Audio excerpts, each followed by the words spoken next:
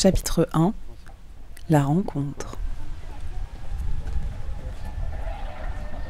Nous sommes un mardi de juillet. Nous venons d'arriver à Thionville et il fait très chaud ce jour-là. La température avoisine les 37 degrés et notre peau brûle légèrement. Nous avons rendez-vous à l'Apsis Émergence pour rencontrer les enfants avec qui nous allons travailler pendant l'été. Ouais, bonjour. On a rendez-vous avec Michael Stiblin et Dany de l'Apsis. Ok, donc chez Apsis. Oui. Ok, c'est tout en haut. Ouais. L'Apsis, c'est une association à but non lucratif qui travaille dans la prévention, la protection de l'enfance et la médiation.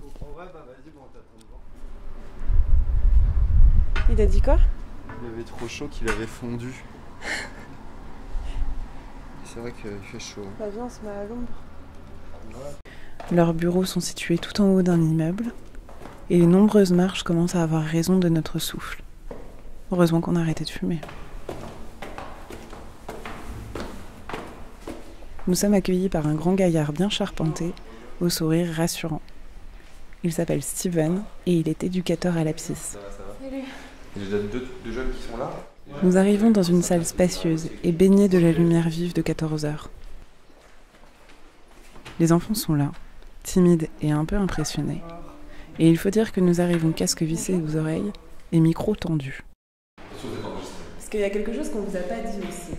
Ça, c'est quelque chose qui est important, on va dire maintenant, vu que je suis déjà en train d'enregistrer.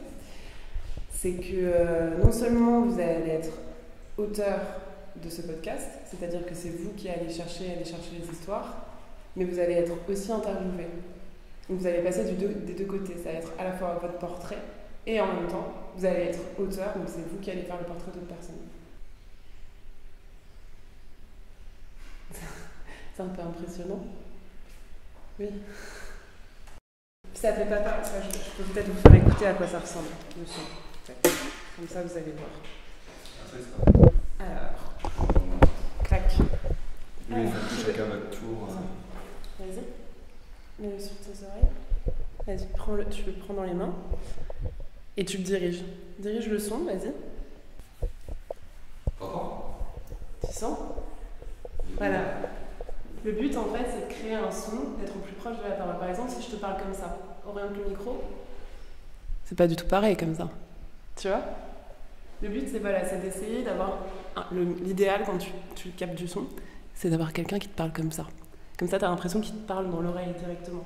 Alors que là, si je te parle comme ça, là, ma voix, elle se répercute partout. Tu vois, c'est comme si elle rebondissait sur les murs. C'est moins agréable. Voilà. Puis après, en fait, une fois que tu auras ça dans les mains, tu vas vouloir aller choper du son partout. C'est hyper addictif. C'est vrai. Alors, par exemple, si vous deviez faire des sons qui décrivent cette pièce, qu'est-ce que vous feriez? Des livres. Une fois les présentations faites, les enfants se saisissent avec joie et curiosité du micro. On entend l'eau couler. Elles découvrent que le monde qui les entoure regorge de sons et qu'il n'est jamais silencieux.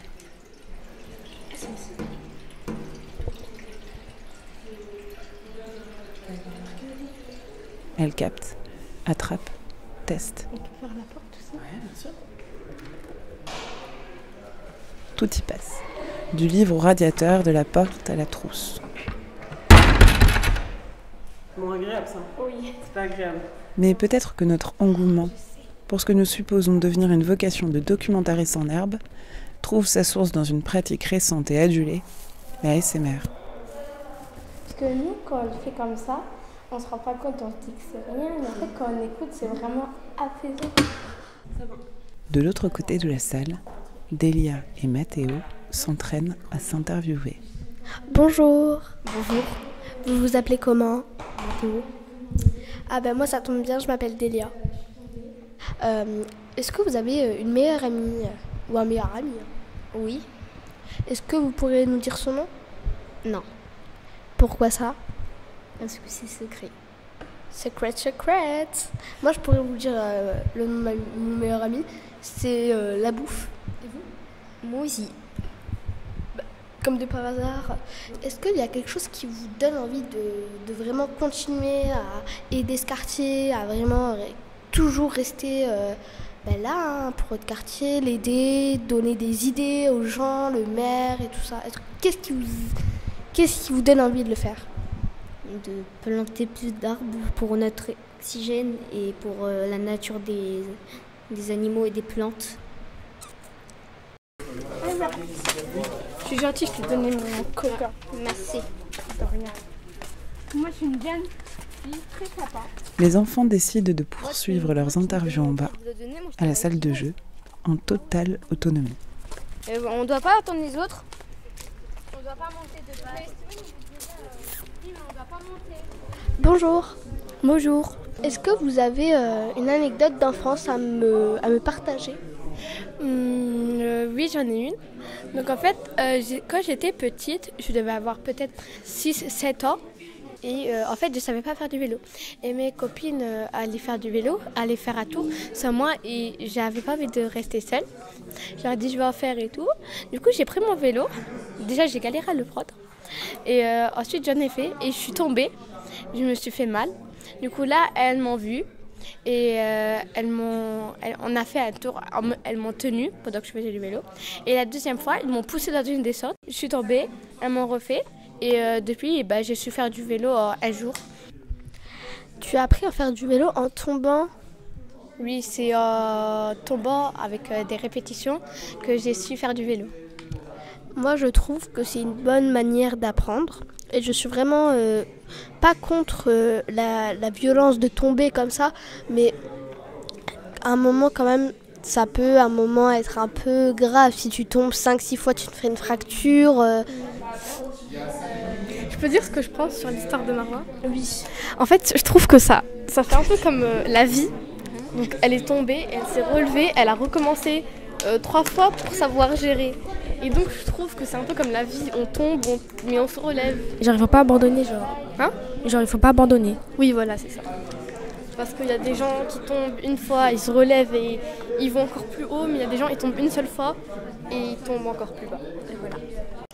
Mais du coup, est-ce que tu trouves que les podcasts et les interviews, tu trouves que ça apprend des choses aux gens? Moi je trouve que c'est surtout intéressant en fait. C'est comme quelqu'un qui s'intéresse à toi, qui a envie de savoir sur toi, qui a envie de savoir tes opinions. Et du coup moi vraiment j'aime bien parce qu'en fait j'ai une personne qui est vraiment très bavarde. Tu aimes bien quand on t'apporte de l'attention au niveau de tes paroles? Oui. C'est vraiment pour moi ça compte parce que ça veut dire que vous écoutez. Est-ce que tu as souvent besoin de parler aux gens? Oui, j'ai beaucoup besoin de parler aux gens. J'ai vraiment besoin d'attention, j'ai besoin de parler, j'ai besoin de dire tout ce que j'ai envie de dire. Mais des fois, les mots sortent pas de ma bouche en fait. Les mots, ils restent bloqués là-dedans et j'ai pas envie de les sortir. Et quand je les ai pas dit le premier jour, je l'ai pas dit le deuxième, le troisième. Et après, j'ai plus envie de les dire en fait. J'ai plus envie de dire ce qui se passe, que ce soit à l'école, que ce soit au dehors, que ce soit au local. J'ai plus envie de parler quoi. Ça, surtout nos paroles, on a peur que ça retombe sur nous et on a peur de regretter aussi. Voilà, de regretter nos paroles, de regretter nos mots, regretter nos sentiments, quoi.